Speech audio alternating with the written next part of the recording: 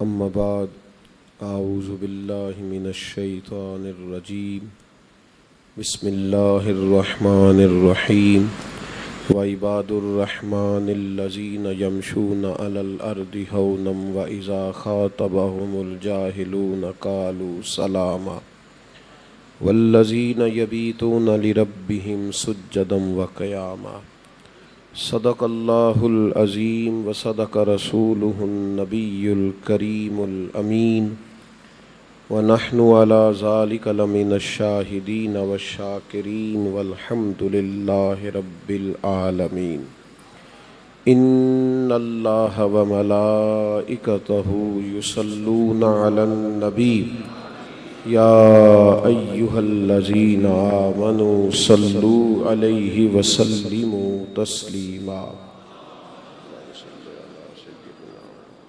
محمد معدن الجود والکرم وآلہ وبارک وسلم صلاۃ وسلاما علیک یا رسول اللہ وعلی آلک واصحابک یا حبیب اللہ۔ تمام تعریفیں، حمد اور ثنا اللہ تعالیٰ جل جلالہ کے لیے، اور درود و سلام نبی اکرم نور مجسم شفیع معظم احمد مجتبیٰ جناب حضرت محمد مصطفیٰ صلی اللہ تعالیٰ علیہ وسلم کی ذات والا صفات کے لیے حمد و صلات کے بعد عالی مرتبت ذی احترام حضرات علماء کرام، مشائخ، سادات، بالخصوص حضرت قبلہ صاحبزادہ فرت حسن صاحب دامت برکاتہم العالیہ، دوستو، بزرگوں اور بھائیوں، آج کی یہ نشست مبارکہ عرس مبارک حضرت داتا گنج بخش علی حجویری رحمۃ اللہ علیہ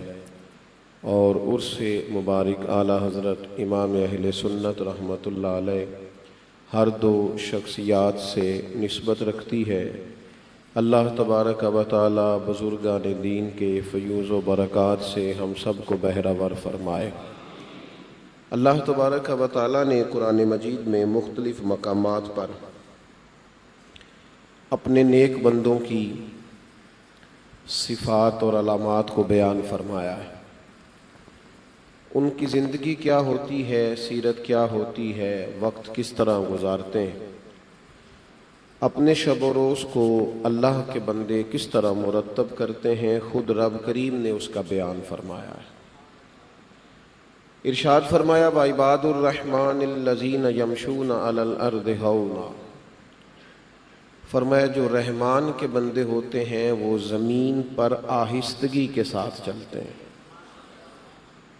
گویا وزاداری کے ساتھ، ٹھہراؤ کے ساتھ، عاجزی کے ساتھ زمین پر وقت گزارتے ہیں۔ وَإِذَا خَاطَبَهُمُ الْجَاهِلُونَ قَالُوا سَلَامًا، اور جب جاہل ان سے مخاطب ہوتے ہیں تو وہ سلام کر دیتے ہیں۔ یہ ان کا دن ہے کہ وہ زمین پر نہایت متانت کے ساتھ، نہایت سنجیدگی کے ساتھ، نہایت آہستگی کے ساتھ، عاجزی کے ساتھ چلتے ہیں، اور جو حالات سے جب ان کا سامنا ہوتا ہے تو سلام کر کے گزر جاتے ہیں۔ یہ ان کی دن کی کیفیت ہے، یہ ان کا دن ہے۔ اور ان کی رات کیسی ہے؟ وَالَّذِينَ يَبِيتُونَ لِرَبِّهِمْ سُجَّدًا وَقِيَامًا، رات گزار دیتے ہیں وہ اپنے رب کے لیے سجدہ کرتے ہوئے اور قیام کرتے ہوئے۔ میں اور آپ جس دور میں وقت گزار رہے ہیں یہ بہت زیادہ گفتگو کرنے کا زمانہ ہے، بہت زیادہ ابحاث کا دور ہے۔ اس دور کے اندر میٹنگ لمبی ہے، عبادت چھوٹی ہے۔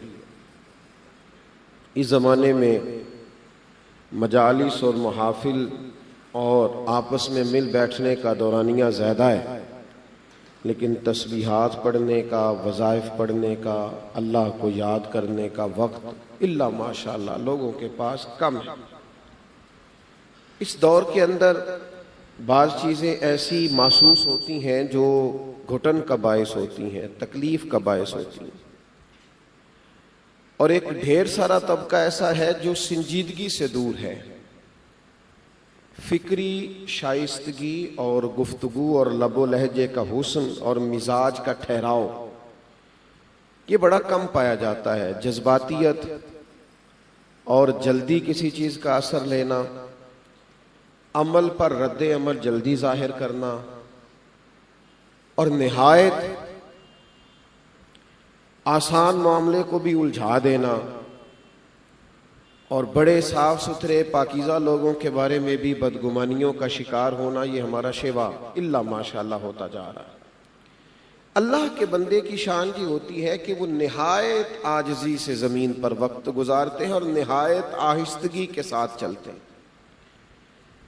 یہ جو آہستگی نصیب ہوتی ہے نا، عاجزی نصیب ہوتی ہے، وزاداری نصیب ہوتی ہے، یہ انسان کو ذہنی طور پر جب سکون ملتا ہے اور جب اسے انشراح صدر حاصل ہوتا ہے اور اطمینان قلبی نصیب ہوتی ہے، تب یہ چیزیں اس کے اندر پیدا ہوتی ہیں۔ اور اطمینان قلبی بندے کو کب آتا ہے؟ انشراح صدر کب ملتا ہے؟ جب اس کا عقیدہ بڑا مضبوط ہو جاتا ہے۔ یعنی طاقتور عقیدہ جب انسان کا ہو نا، جتنی مرضی تیز آندھی آئے، جتنا مرضی تیز طوفان آئے، لیکن اگر وہ نظریاتی طور پر ایک مضبوط آدمی ہوتا ہے تو پھر اس کی طبیعت میں ایک ٹھہراؤ ہوتا ہے، ایک سنجیدگی ہوتی ہے، پھر کوئی چیز بھی اس پر اثر انداز نہیں ہوتی۔ ہمارے بزرگوں کا یہ کمال تھا کہ انہیں نا نظریاتی پختگی بہت زیادہ حاصل تھی۔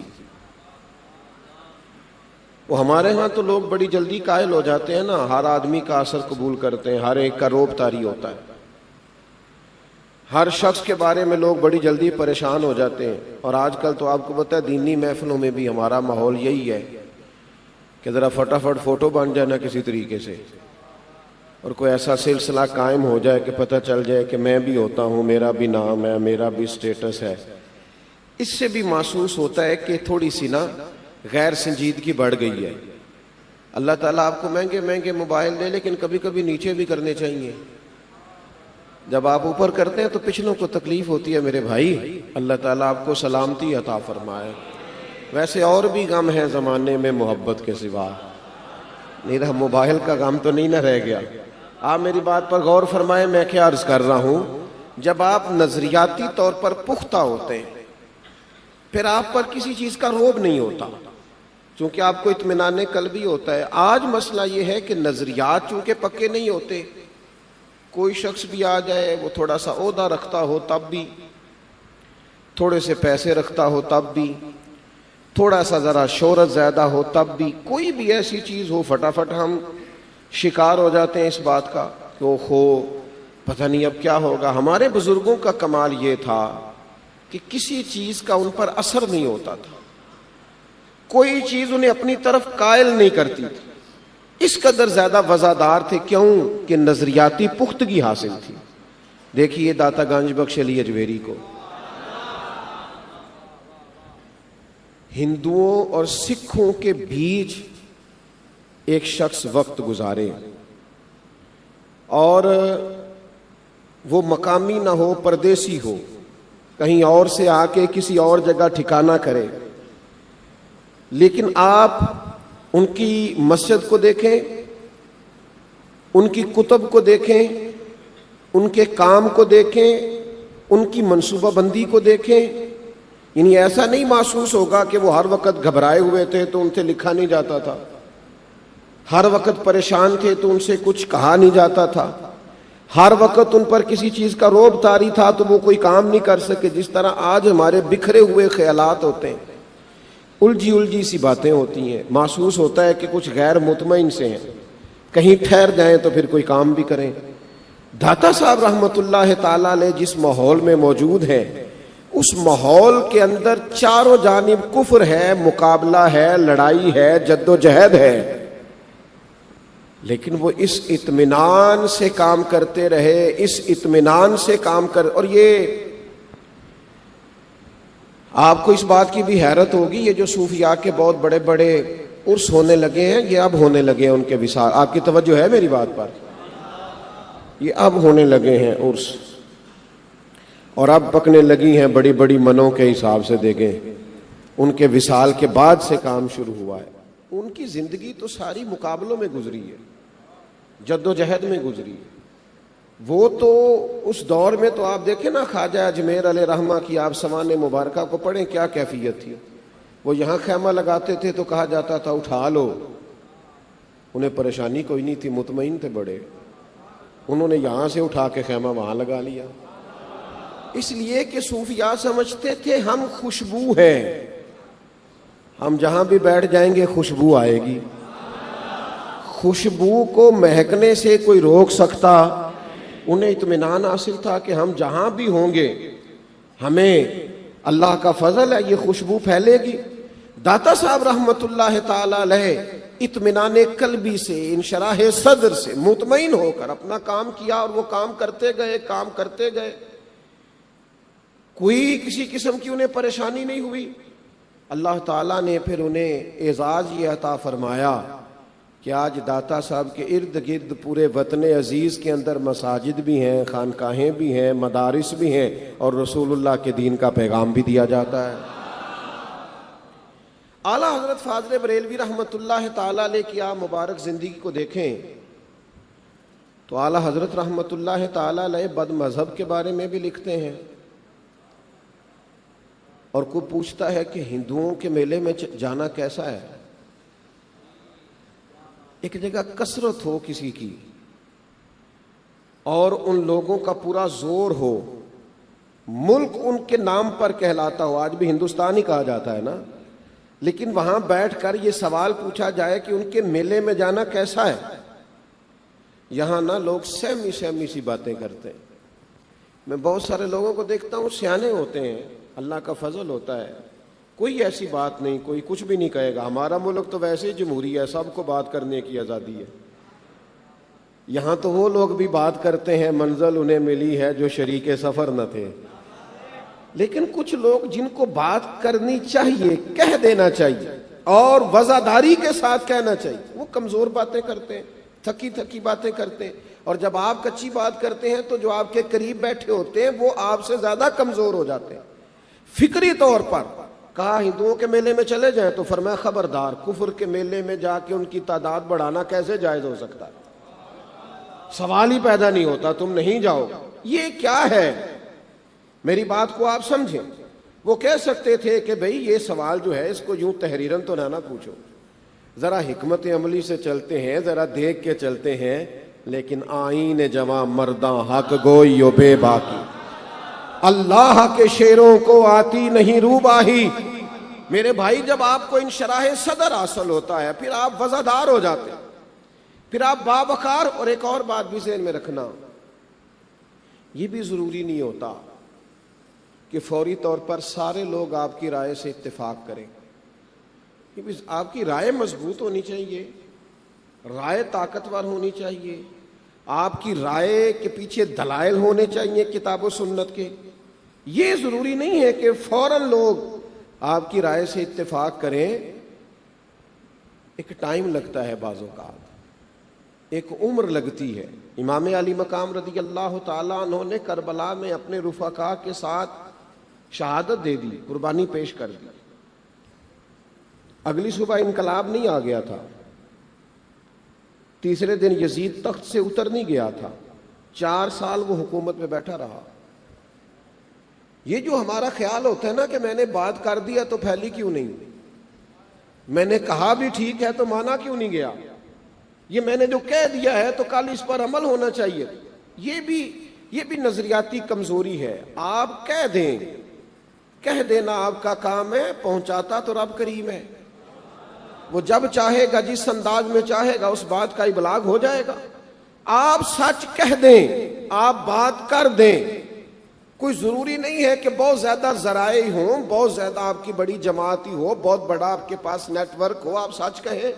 امام علی مقام نے سچ کہا، انہوں نے شہادت پیش کر دی، لیکن 4 سال یزید تخت پہ رہا، حکومت کرتا رہا. اس نے 4 سال حکومت کی ہے. امام علی مقام نے ظاہری طور پر 1 دن بھی نہیں کی، لیکن اپنے دل سے پوچھ لو، حکومت آج بھی امام حسین کی ہے. جو رہا تو نام حسین کا، جسے زندہ رکھتی ہے کربلا. میرے بھائی، جب آپ نظریاتی طور دیکھیں نا، فاضل بریلوی رحمت اللہ نے لکھا تھا مصطفیٰ جان رحمت پہ اور شم بزم ہدایت پہ۔ میں ملک سے باہر تھا تو 2-3 تقریریں ہوئیں، ایک اردو میں ہوئی، ایک انگلش میں ہوئی، ایک عربی میں ہوئی، اور وہاں مختلف ممالک کے لوگ تھے۔ اب باری آئی سلام پڑھنے کی، تو چلو ٹھیک ہے، تقریریں مختلف زبانوں میں ہوئیں تو سلام بھی تو مختلف زبانوں میں ہو سکتا تھا نا۔ اور کچھ لوگوں پر ایسی نظر میری پڑ رہی تھی جن کو دیکھ کر محسوس ہوتا تھا کہ اردو نہیں جانتے، محسوس ہوتا تھا کہ اس زبان سے آشنا نہیں ہے۔ انہوں نے تو بریلی کے محلہ سوداگران کے ایک چھوٹے سے ادارے میں بیٹھ کے کہا تھا مصطفیٰ جان رحمت پہ لاکھوں سلام، لیکن وہ نوجوان جو اردو کو سمجھتا نہیں ہے، محفل کے اختتام پر جب سارے ہاتھ باندھ کے کھڑے ہوئے تو اسے اردو نہیں آتی تھی، پر یہ آتا تھا کہ مصطفیٰ جان رحمت پہ لاکھوں سلام اور شم بزم ہدایت پہ لاکھوں۔ آپ کی بات میں طاقت ہونی چاہیے، آپ کو انشراح صدر ہونا چاہیے کہ میں ٹھیک کہہ رہا ہوں۔ پہنچانے والا رب ہے، وہ پہنچا دیا کرتا ہے، لیکن ہم نا کمزور باتیں کرنے لگے ہیں بعض جگہوں پہ ہم یوں محسوس ہوتا ہے کہ جیسے کسی روب کا شکوہ ہمارے ہاں نا دینی ماحول میں بھی۔ میری طرح کے بعض لوگ بڑے حیران ہو جاتے ہیں، کہتے ہیں مجھے مولوی صاحب نہ خالی سمجھنا۔ بھئی کیا سمجھیں آپ کو؟ اور مولوی ہونا کوئی تانے والی بات ہے؟ اس میں کوئی پریشانی والی بات ہے؟ آج زیادہ تر لوگوں کو خوشی ہوتی ہے نا، کوئی مطلب قبلہ پیر صاحب کہے تو زیادہ راضی ہوتے ہیں، اور آپ کو پتہ ہے پیر صاحب ہونے کے لیے تو کسی چیز کی ضرورت ہی نہیں ہے، آپ کو کچھ بھی نہ آتا ہو پھر بھی آپ پیر صاحب ہو سکتے ہیں۔ تو مولوی کو چلو نماز پڑھانے کے لیے چند صورتیں تو آنی چاہیے نا، اور پیر صاحب نے تو بس ایک ہی کام کرنا ہے کہ صبح 9 بجے سے لے کر 3 بجے تک تعویذ ملیں گے مردوں کو، اور عصر سے مغرب تک اللہ معاف کرے عورتوں کو ملیں گے۔ اللہ خیر کرے، جا تیرا کام ہو جائے گا۔ او خدا کے بندے، روحانیت، طریقت رسول اللہ کا دین بتانے کا نام ہے۔ یہ باقی ساری چیزیں تو ضمنی چیزیں، تو عقیدے نظریے کی بات ہی نہیں کر رہا، تو کس طرف لے کر کے جا رہا ہے قوم؟ میں آپ سے ایک بڑی ذمہ داری سے بات کرنے لگا ہوں، یاد رکھنا، جو پرانے وڈیرے ہوتے تھے نا،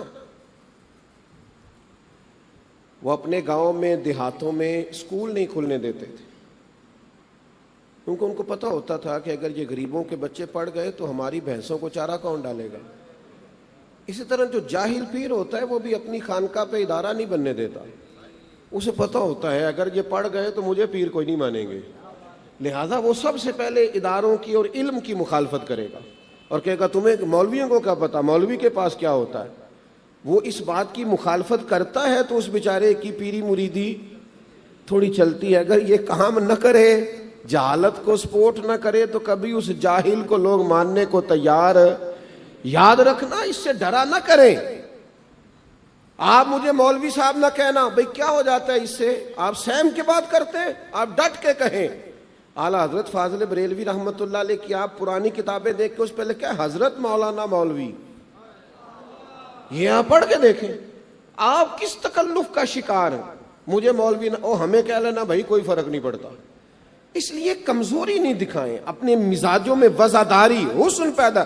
اور جو لوگ کسی جگہ وابستہ ہیں، کسی خانقاہ سے، کسی صحیح العقیدہ آدمی سے، وہ بھی کمزور باتیں نہ کریں، اپنے مزاج میں، اپنی طبیعت کے اندر ٹھہراؤ پیدا کریں۔ اعلیٰ حضرت رحمۃ اللہ تعالیٰ علیہ فرماتے ہیں، ہمارے ہاں نا کچھ لوگ ایسے ہوتے ہیں جو اسٹیج پر بڑا تگڑا اظہار کرتے ہیں اپنے عقیدے کا، بڑا مضبوط، اور بڑے نعرے لگتے ہیں اور بڑی بڑی کیا بات، اتنا مضبوط بندہ ہی کوئی نہیں، لیکن جیسے جیسے وہ نیچے اترتے جاتے ہیں نا، محسوس ہوتا ہے کہ یہ نہ شاید مائک کا کمال تھا، یہ شاید نہ مجمع زیادہ دیکھ کے حضرت مولانا کو نہ کوئی خاص جلال آیا تھا اور خاص انہوں نے کوئی کیفیت برپا کر دی۔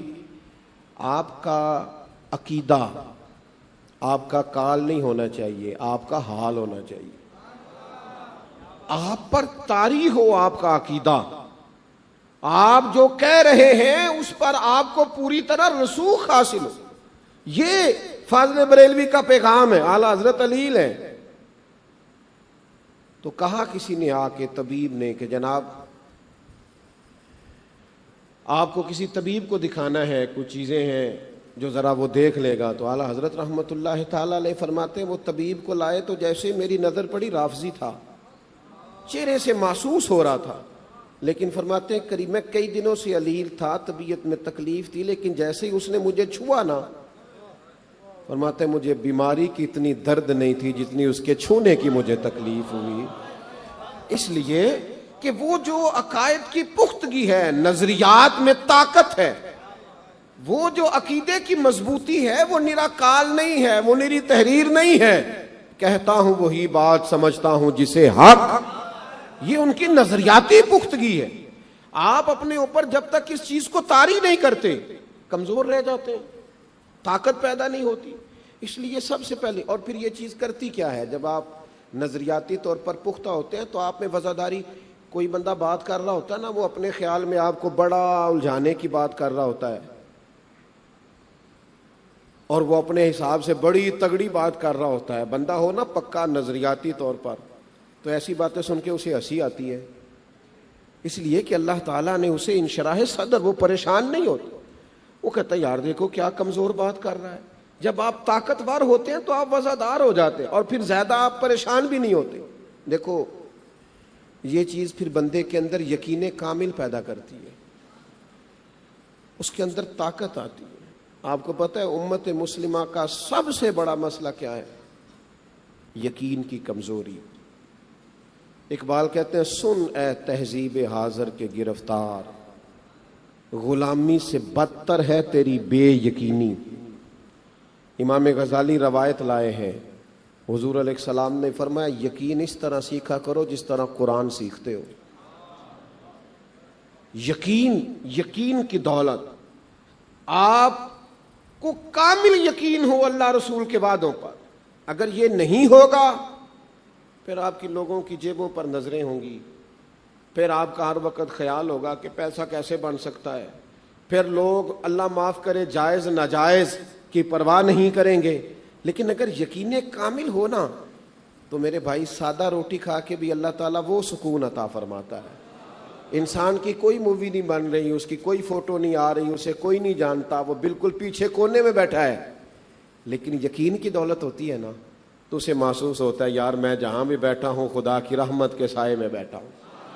ایک عجیب سا اطمینان قلبی ہوتا ہے، یقین کامل۔ اعلیٰ حضرت فاضل بریلوی رحمۃ اللہ علیہ کی زندگی کو آپ دیکھیں، داتا صاحب کی زندگی کو دیکھیں، صوفیاء کو دیکھیں، آپ کو یقین ہے۔ داتا صاحب نے ایک بات لکھی ہے، ان کی سیرت میں لکھا ہے کہ فرماتے ہیں کہ ایک جگہ پہ نا داتا صاحب فرماتے ہیں کہ جگہ قحط پڑ گیا تھا، لوگ بڑے پریشان تھے، جس طرح آج کل پاکستان میں حالات خاصے کمزور ہیں۔ ایک بات عرض کروں آپ لوگوں سے، سارا دن سیاسی تبصرے کرنے سے بہتر ہے کہ تھوڑا سا نہ خود کسی غریب کا خیال رکھنا شروع کر دیں، ایک ایک دو کی تکلیف کو بانٹنا شروع کر دیں۔ سارا دن سیاسی تبصرے کرتے ہو، کیا نتیجہ نکلا ہے؟ ہمارے ملک میں تبصرے ہی تو رہ گئے، نشستن گفتن برخاستن، بیٹھو باتیں کرو اٹھ کے چلے جاؤ، کیا نتیجہ نکلا؟ کچھ بھی نہیں۔ خود ایک دوسرے کا، ہم روز کہتے ہیں حکومت ہمارا خیال نہیں کرتی، ہم کرتے ہیں ایک دوسرے کا خیال، ہم ہی کرنا شروع کر دیں، سوچنا شروع کر دیں تو بڑی حد تک بہتری ہو۔ داتا صاحب فرماتے ہیں کہ قحط پڑ گیا تھا ایک علاقے میں، لوگ بڑے پریشان تھے، اور جب لوگ پریشان ہوتے ہیں تو سارے پریشان ہوتے ہیں، ہر ایک پر اس کا اثر ہوتا ہے۔ فرماتے ہیں کہ غلام گھر سے نکلا، تھیلا اس کے ہاتھ میں، بازار سے سودا لینے کو نکلا ہے، لیکن وہ رستے میں آیا تو وہ اچھلتا کودتا اٹکیلیاں کرتا ہنستا گھومتا جھومتا، اور بازار سے سودا بھی خریدا تو پھر بھی اس کے چہرے پہ بڑی مسکراہٹ۔ تو سارے لوگ پریشان ہو تو ایک بندہ اس طرح ہنسے تو غصہ بڑا آتا ہے کہ یار ہم پریشان ہیں، تجھے کس بات کی خوشیاں چڑھی ہوئی ہیں؟ اب وہ جب لوگوں نے سخت رویہ اختیار کیا، کہنے لگے یار عجیب آدمی ہے، یہاں قحط پڑا ہے، لوگ تکلیف میں، اور تو ہنستا مسکراتا اٹکیلیاں کرتا آ رہا ہے، کیا مطلب ہے اس کا؟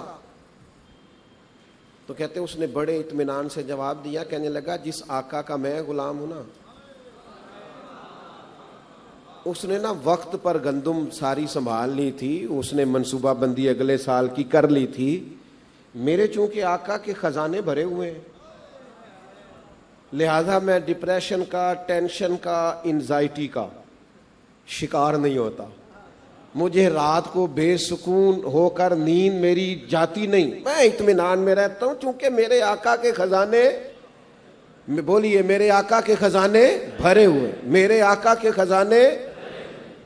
داتا صاحب رحمۃ اللہ علیہ فرماتے ہیں جتنا اس غلام کو اپنے آقا کے خزانوں پہ یقین تھا نا، ہونا تجھے زیادہ چاہیے، اگر اتنا بھی یقین تجھے اللہ کے خزانوں پہ آ جائے نا، تو یہ جو ٹینشن ہے، یہ جو ڈپریشن ہے، یہ جو آزمائش ہے، یہ جو کسی کو دیکھ کے پریشان ہونا ہے، یہ جو کسی کی بڑی گاڑی دیکھ کر تکلیف، یہ نکل جائے ساری. تو اپنے رب کے خزانوں پر بھروسہ کر. وَيَرْزُقْهُ مِنْ حَيْثُ لَا يَحْتَسِبُ، وہ فرماتا ہے میں تو وہاں سے عطا کر دوں گا، تیرا گمان بھی نہیں ہوگا، وہاں سے تجھے دے دوں گا. آپ دیکھیں اعلیٰ حضرت رحمۃ اللہ علیہ کو دیکھیں، یقین کامل کی دولت کتنی مضبوط ہے. سفر حج کے لیے جا رہے ہیں، طوفان آ گیا اور دریا کے اندر کشتی ہچکولے کھانے لگی تو لوگ پریشان ہیں، چھیرے اتر گئے ہیں. آپ کی توجہ ہے میری بات پر؟ ویسے آپ تو نہیں نا کسی بات میں پریشان، تو ہلکا ہلکا مسکرا دیں. آپ گھورتے ہیں تو مجھے لگتا ہے کوئی پریشانی ہے شاید.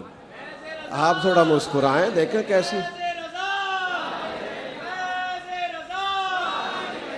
آپ توجہ فرمائیں. اور میں چھوٹی تقریر کرنے والا آدمی ہوں، انشاءاللہ جلدی چلا جاؤں گا، آپ پریشان نہ ہو.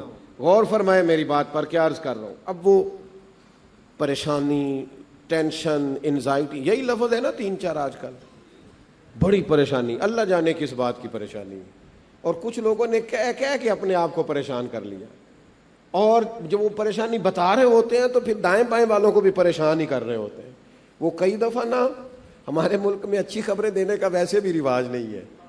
بعض لوگ ایسے ہیں جن سے آپ ملیں تو ایسی خوفناک خبر سننے کو ملتی ہے نا کہ محسوس ہوتا ہے 2-4 دن ہی رہ گئے، اینڈ پہ پہنچو. خدا کے بندے چھوڑ دے، اللہ تبارک و تعالیٰ کی رحمت کی بات کر، خدا کے فضل کی بات کر، نبی کریم علیہ السلام کی نگاہ کرم کی بات کر. تو تھوڑا ایسی بات کر جس سے دل ٹھنڈے ہوں. ہر وقت پریشانی کی بات کرنا، آزمائش کی بات کرنا.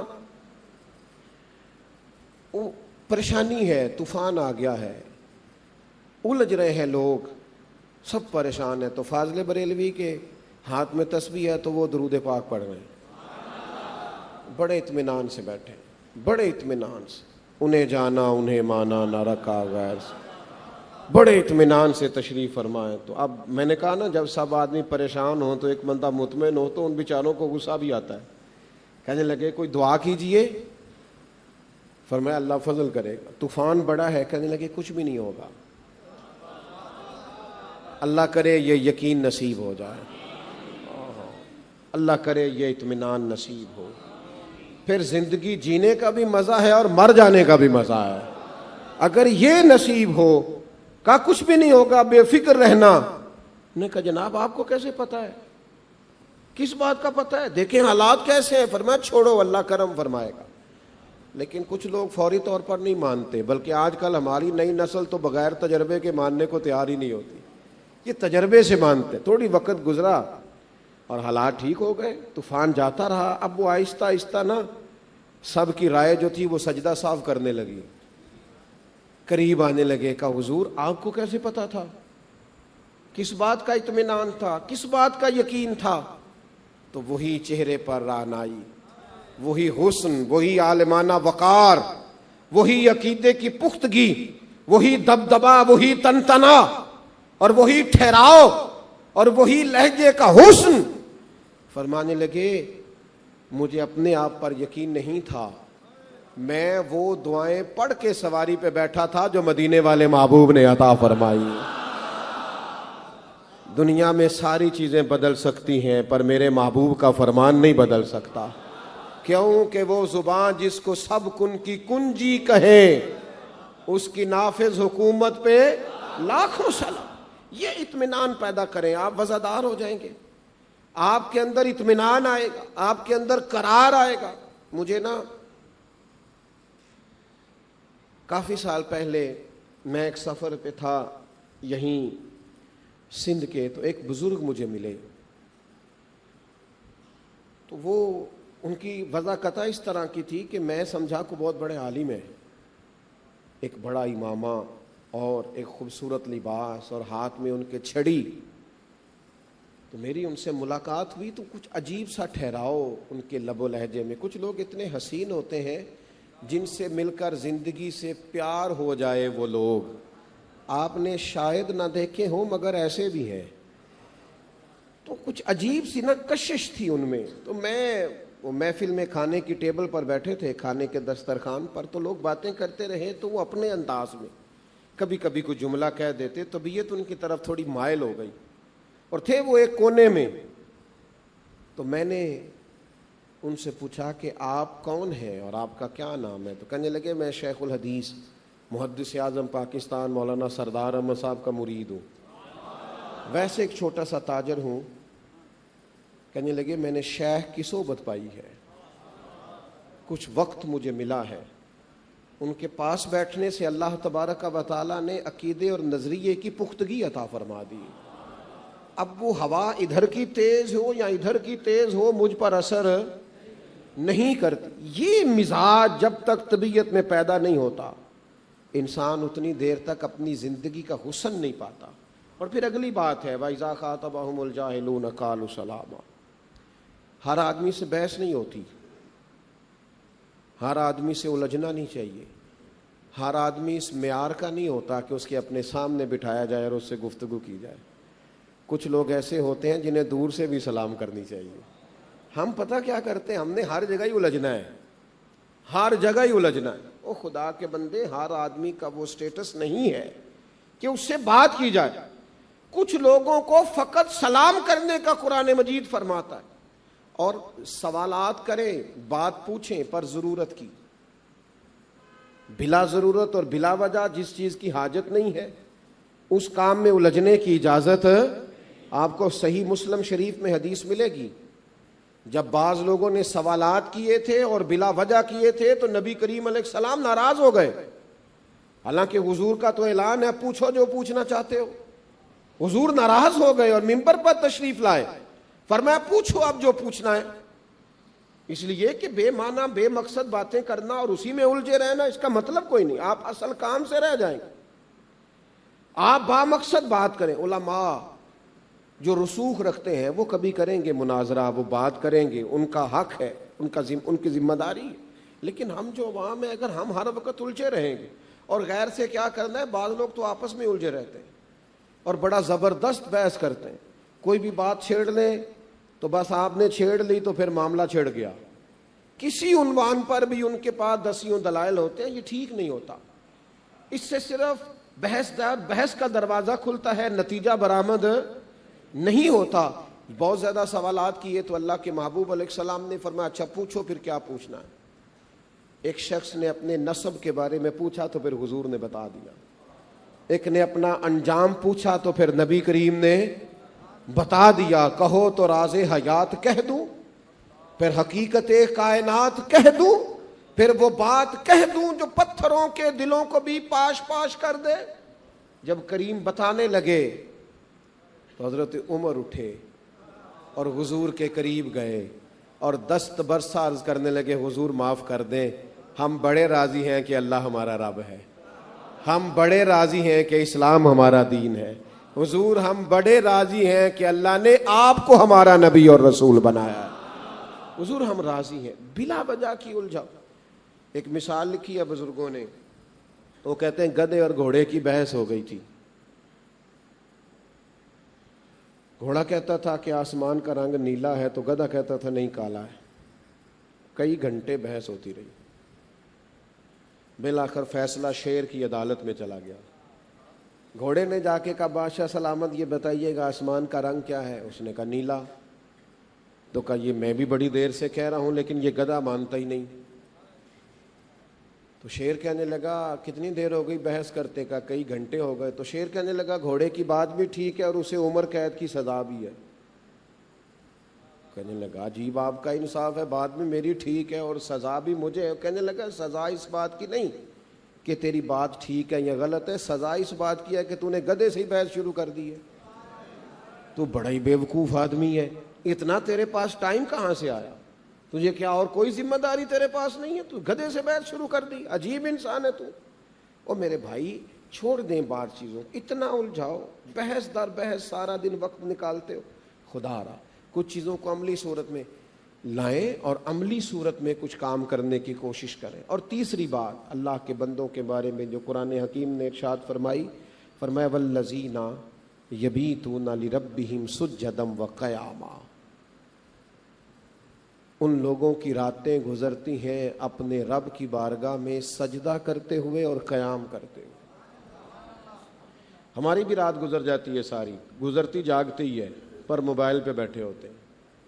آپ ناراض نہ ہوئیے گا، پہلے بچوں سے کہنا پڑتا تھا موبائل کم استعمال کرو، اب تو بچے پیغام بھیجتے ہیں کہ والد صاحب سے کہیے گا گھر آتے ہیں تو تھوڑی دیر ہم سے بھی بات کر لیا کریں۔ خاتون خانہ کہتی ہے کہ خدا را کچھ میری بھی تو سنو نا، ماں کہتی ہے بیٹا کچھ ٹائم دے، تجھ سے کوئی بات کرنا۔ اتنا ہر وقت اسی چیز پہ رہو گے تو کیسے میرے بھائی وقت گزرے گا؟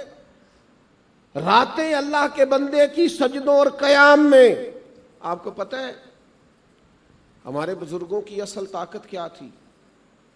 ان کی اصل طاقت رسول کریم کی محبت تھی، اور ان کی اصل طاقت مصلی کی عبادت تھی۔ وہ اپنے رب سے اس طرح جڑے ہوئے تھے اور عبادات کے ساتھ ان کا اس طرح کا رشتہ تھا۔ آپ دیکھ لیں، آپ مزاج دیکھ لیں، کسی جگہ بھی کسی صوفی نے وقت گزارا ہے تو سب سے پہلے مسجد بنائیے، اور ملاقات ہوگی آپ کی صوفیاء سے تو مسجد میں ہوگی۔ داتا صاحب رحمۃ اللہ علیہ کی مسجد دیکھ لیں، فاضل بریلوی کی رضا مسجد دیکھ لیں، آپ مسجد میں با جماعت جا کر اہتمام کے ساتھ نماز ادا کرنا۔ اور فرمایا کرتے تھے اعلیٰ حضرت رحمۃ اللہ علیہ کہ میں چونکہ دین کے کاموں میں مشغول رہتا ہوں، اگر نوافل چھوڑ بھی دوں، غیر مؤکدہ سنتیں چھوڑ بھی دوں، تو ظاہر ہے میں کام کرتا رہتا ہوں، دین کا تو حرج نہیں ہے، لیکن فرماتے ہیں میں کوشش کرتا ہوں کوئی نفل بھی نہ چھوٹے مجھ سے۔ اور اعلیٰ حضرت فرماتے ہیں گروہ علماء یاد رکھنا، اگر تم مستحبات چھوڑو گے تو لوگ سنت کا ترک کریں گے، اور اگر تم سے کوئی سنت چھوٹتی دیکھیں گے تو لوگ واجبات کا ترک کریں گے۔ تمہیں زیادہ محتاط ہونا ہے، تمہیں اپنے رب کریم کی عبادت کے اندر زیادہ طاقتور ہونا۔ میں کیسے آپ سے عرض کروں کہ آج جس چیز کی سب سے زیادہ کمزوری ہے وہ عبادت ہے، وہ رات کا اٹھنا ہے۔ یار ہم تو کریم محبوب علیہ الصلوۃ والسلام کے غلام ہیں نا، تو سید عائشہ صدیقہ فرماتی ہیں محبوب تو رات کو اتنی دیر مصلی پہ کھڑے رہتے تھے کہ مقدس قدموں میں ورم آ جاتا تھا۔ پوچھ اپنے آپ سے، اور میں بھی اپنے آپ سے سوال کروں، کبھی عبادت میں مشقت کی ہے؟ قدمین شریفین میں ورم آ جاتا تھا، اور سیدہ کہتی ہیں جب میں عرض کرتی کہ یا رسول اللہ صلی اللہ تعالی علیہ وسلم آپ کے صدقے اللہ اگلوں اور پچھلوں کو معاف فرمائے گا، اتنی مشقت کیوں کرتے ہیں؟ تو حضور فرمانے لگے عائشہ تم نے بتایا ہے نا میرے اوپر اللہ کا بڑا فضل ہے، تو کیا اپنے رب کا شکر گزار بندہ نہ بنو؟ میرے عزیز کچھ وقت مصلی کو دیں۔ میں ایک دفعہ ایک ڈاکٹر صاحب کے پاس بیٹھا تھا، تو ایک مریض کو وہ چیک کر رہے تھے، میرا ان سے محبت کا تعلق، تو اس پیشنٹ سے وہ یہ کہہ رہے تھے کہ آپ بیماری سے زیادہ پریشانی میں مبتلا ہیں، آپ اپنے دل کی باتیں کسی سے کہہ دیں اور دل کا بوجھ ہلکا کر دیں، آپ کی طبیعت ٹھیک ہو جائے گی۔ تو وہ بزرگ بڑے سمجھدار سے تھے، تو وہ ہلکا ہلکا نہ یوں کرتے تھے، بولتے نہیں، ہلکا ہلکا سار ہلاتے تھے۔ تو میں قریب بیٹھا تھا، میں سمجھ گیا، میں نے کہا ڈاکٹر صاحب آپ جو کہہ رہے ہیں اب انہوں نے کوئی نہیں کرنا، یہ طبیعت بتا رہے، اگر مجھے اجازت دیں تو میں ایک بات کروں۔ کہا کیجئے۔ میں نے کہا کچھ دکھ نا انسان کے بڑے ذاتی قسم کے ہوتے ہیں، وہ کسی سے کیا بندہ اپنے آپ سے بھی نہیں کہہ سکتا۔ خاص تکلیفیں ہوتی ہیں، کچھ درد گہرے ہوتے ہیں، سانسیں بھی لیں تو ان سے خون رسنے لگتا ہے، نہیں کہے جا سکتے۔ کہنے لگے کوئی حل تو ہوگا۔ میں نے کہا حل ہے نا، رات مصلی پہ بیٹھے نا، جو کسی سے نہیں کہہ سکتے وہ رب رسول کی بارگاہ میں کہہ دیں، اور سارا ہی کہہ دیں، اور کھول کے کہہ دیں، اللہ رسول کی بارگاہ میں عرض کر دیں راز بھی رکھا جائے گا، مسئلہ حل بھی کیا جائے گا، اور حضور فرماتے ہیں جو رب سے نہ مانگے اس سے ناراض ہوتا ہے، جو زیادہ مانگے اس سے راضی ہو جاتا ہے، اور راضی بھی ہو جائے گا۔ اللہ کے بندوں کی راتیں عبادات کے لیے گزرتی، کچھ وقت رات کو، لیکن اس کے لیے شرط یہ ہے کہ آپ نے موبائل سائلنٹ نہیں کرنا، بند کرنا ہے۔